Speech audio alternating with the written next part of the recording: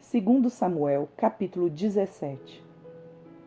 Depois, Aitofel disse a Absalão: Deixe-me escolher 12.000 homens, e me disporei e perseguirei Davi esta noite.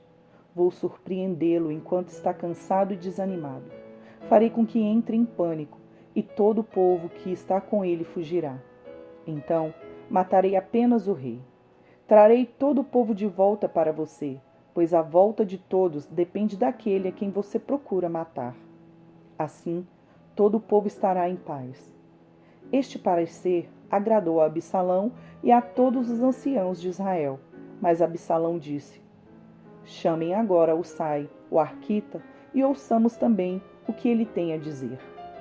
Quando Husai chegou, Absalão lhe falou dizendo: O parecer de Aitofel é este. Vamos fazer o que ele falou? Ou, se não, diga você o que devemos fazer. Então Husai disse a Absalão: Desta vez, o conselho de Aitofel não é bom. Husai continuou: Você conhece o seu pai e os seus homens, e sabe que são valentes e estão enfurecidos como a ursa no campo, roubada de seus filhotes. Além disso, o seu pai é homem de guerra e não passará a noite com o povo. Eis que agora deve estar escondido em uma caverna ou em outro lugar qualquer. E se acontecer que você tenha algumas baixas no primeiro ataque, cada um que ouvir isso dirá que houve matança no povo que segue Absalão. Então, até o homem valente, cujo coração é como um coração de leão, com certeza irá desanimar. Porque todo Israel sabe que o seu pai é um herói e que os que estão com ele são homens valentes.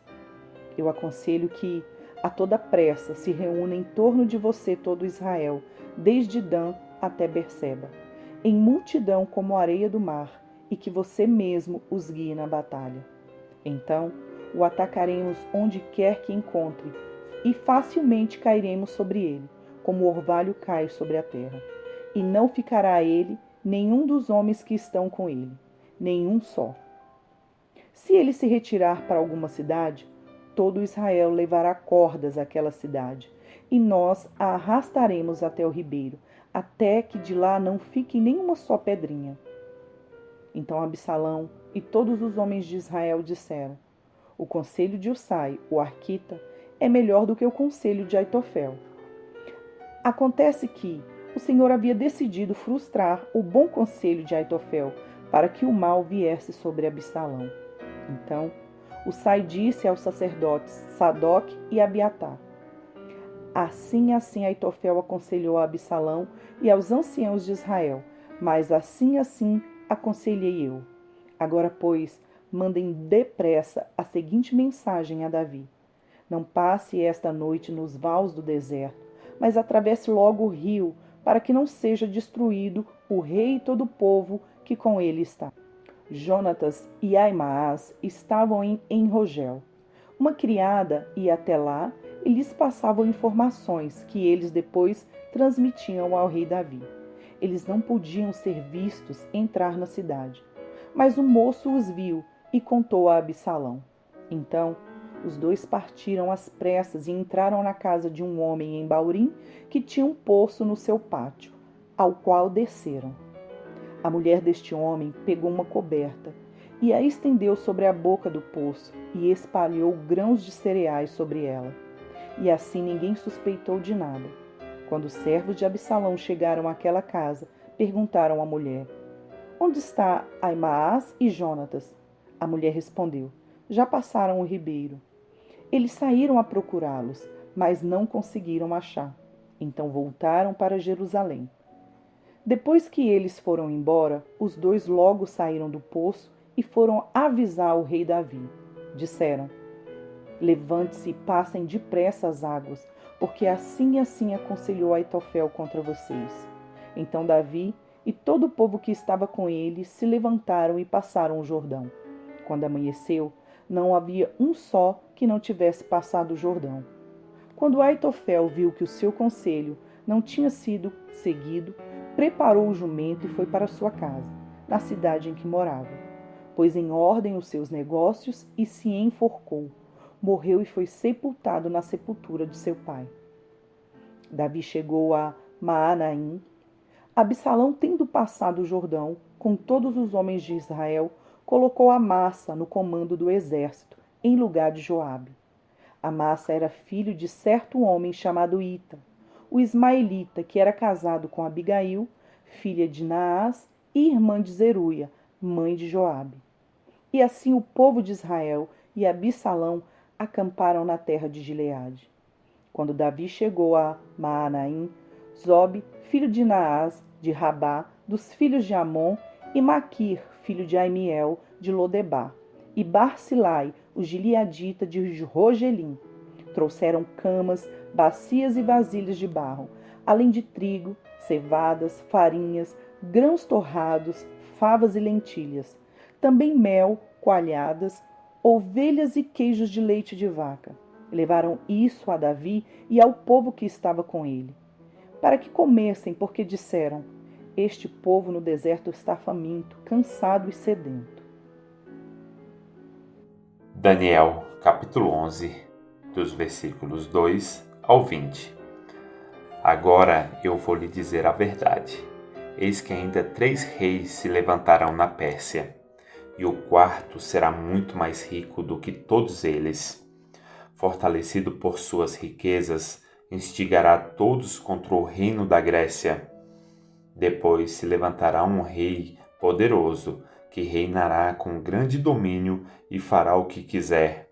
Mas no auge do seu poder, o seu reino será quebrado e repartido para os 4 ventos do céu, mas não para sua posteridade, nem com o mesmo poder com que ele reinou, porque o seu reino será arrancado e passará a outros fora de seus descendentes. O rei do sul será forte, mas um dos seus príncipes será mais forte do que ele, e reinará, e será grande o seu domínio. Mas depois de alguns anos, eles se aliarão um com o outro.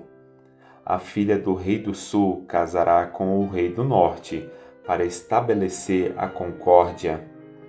Ela, porém, não conservará o seu poder, e ele não permanecerá, nem manterá o seu poder, porque ela será entregue juntamente com as que a trouxeram, o seu pai e aquele que a tomou por sua naqueles tempos. Mas em lugar dele se levantará um renovo da linhagem dela, que avançará contra o exército do rei do norte, entrará na sua fortaleza, lutará contra eles e prevalecerá. Também levará como despojo para o Egito os deuses deles, as suas imagens fundidas e os seus objetos preciosos de prata e de ouro. Por alguns anos ele deixará o rei do norte em paz. Depois este avançará contra o reino do rei do sul, mas voltará para sua terra. Os seus filhos farão guerra e reunirão um grande exército. Um deles virá apressadamente, arrasará tudo e passará adiante, e voltando levará a guerra até a fortaleza do rei do sul. Então o rei do sul ficará furioso e sairá para atacar o rei do norte. Este reunirá um grande exército, que será entregue nas mãos do rei do sul. O grande exército será levado, e o coração do rei do sul se exaltará. Ele derrubará muitos milhares, porém não prevalecerá. Porque o rei do norte voltará e reunirá um exército ainda maior do que o primeiro, e depois de alguns anos virá com um grande exército e abundantes provisões. Naqueles tempos, muitos se levantarão contra o rei do sul. Também os violentos do seu povo, ó Daniel, se levantarão para cumprirem a visão, mas serão derrotados. O rei do norte virá, levantará rampas de ataque e tomará cidades fortificadas. As forças do sul não poderão resistir, nem mesmo os melhores soldados terão forças para resistir. O invasor fará o que bem quiser, e não haverá quem lhe possa resistir. Ocupará a terra gloriosa, e tudo estará em suas mãos. Resolverá vir com a força de todo o seu reino e entrará em acordo com o rei do sul. Ele lhe dará uma filha em casamento para destruir o reino do sul, mas isto não vingará, nem será para a sua vantagem. Depois se voltará para as terras do mar e tomará muitas delas. Mas um príncipe porá fim à arrogância dele e fará com que pague por isso. Então voltará para as fortalezas da sua própria terra, mas tropeçará e cairá para nunca mais ser achado. Depois se levantará em lugar dele um que fará passar um arrecadador de impostos pela glória do reino, mas em poucos dias será destruído, e isso sem ira nem batalha. Marcos, capítulo 7, dos versículos 1 ao 13. Os fariseus e alguns escribas, vindos de Jerusalém, reuniram-se em volta de Jesus. Eles viram que alguns dos discípulos de Jesus comiam pão com as mãos impuras, isto é, sem lavar. Porque os fariseus e todos os judeus, observando a tradição dos anciãos, não comem sem lavar cuidadosamente as mãos. Quando voltam da praça, não comem sem se lavar. E há muitas outras coisas que receberam para observar, como a lavagem de copos, jarros e vasos de metal e camas. Os fariseus e os escribas perguntaram a Jesus: por que os seus discípulos não vivem conforme a tradição dos anciãos, mas comem com as mãos impuras? Jesus respondeu: bem profetizou Isaías a respeito de vocês, hipócritas, como está escrito: este povo me honra com os lábios, mas o seu coração está longe de mim, e em vão me adoram ensinando doutrinas que são preceitos humanos. Rejeitando o mandamento de Deus, vocês guardam a tradição humana. E disse-lhes ainda: vocês sempre encontram uma maneira de rejeitar o mandamento de Deus para guardarem a própria tradição. Pois Moisés disse: honre o seu pai e a sua mãe, e quem maldisser o seu pai ou sua mãe seja punido de morte. Vocês, porém, dizem que se alguém disser ao seu pai ou à sua mãe: a ajuda que você poderia receber de mim é corbã, isto é, oferta ao Senhor.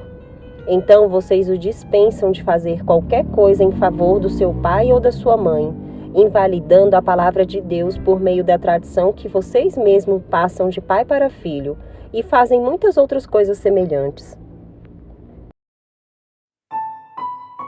Curta, Comente E compartilhe.